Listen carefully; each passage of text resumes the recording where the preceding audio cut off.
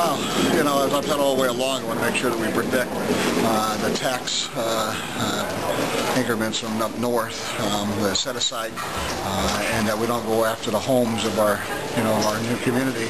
I think they've done that, but I think it's one of those things where you have to vote on with your nose plugged on this.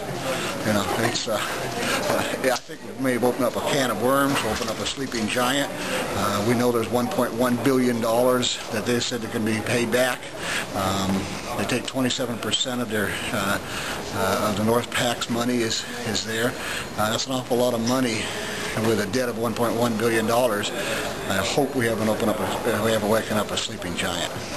So with the amended language, it's the more palatable. It's more palatable again, and I have to plug my nose every time I look at this. You know, I mean, the real problem here is we as a council, the city council, kick it over there. Why are we building out an aquarium and a convention center? It's coming to you. Yeah. Any thoughts on that yet? Yeah. I'm not. You know. I'm not ready to prepare for this to talk about that today, but I mean the bottom line is why as a city council we sometimes we have to cut our losses and get on down the road. All right, and we're going to put police officers on the streets, but yet do $8 million to a building. You know, I have some problems with that initially. So if they had not amended the language as is proposed right now, would this be a no-go for Lerch? If they hadn't protected the North increment money, there would have been a no-go for me. It would have been a no-go. I said that all the way along. I'm not supportive of this for two reasons. Number one, it doesn't remove blight.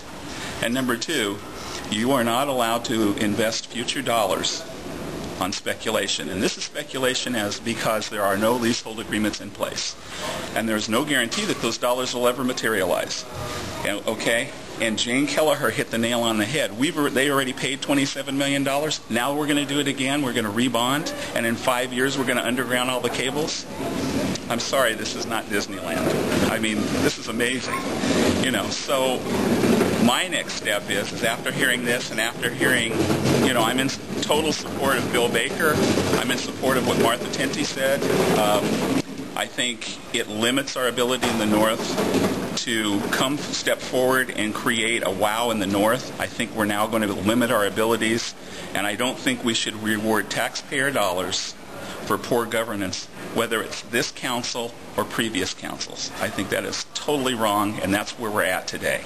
On the aquarium aspect of this, they're proposing some amended language that wouldn't draw the money from the North Long Beach neighborhood, but would instead be from the port. Does that make it palatable to you? No. The reason why it doesn't is very simple.